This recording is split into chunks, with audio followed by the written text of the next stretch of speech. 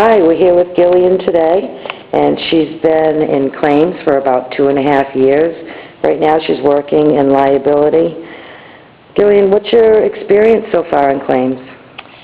Well, I started in the auto unit, handling auto claims, after 2 weeks of classroom training, and those were mostly accident claims where we were dealing with property damage for our insured vehicles and for other parties' vehicles.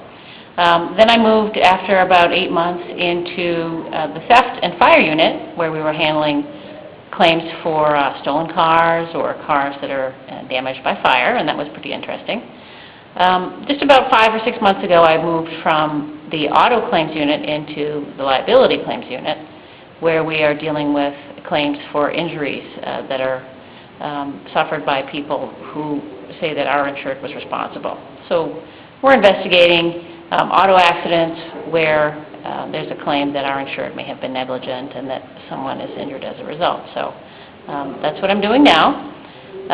There's a lot of investigation, a lot of taking statements from the different drivers who are involved, sometimes from witnesses, reviewing police reports.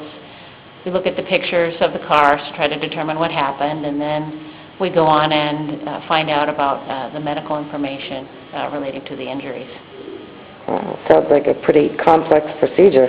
It is complicated, especially in those type of accidents where it's a little uncertain as to what happened, and so there's a lot of investigating in those cases. But generally, we're just trying to make sure that our insured is protected from any claims that are made against them and make sure that things are handled as professionally as possible.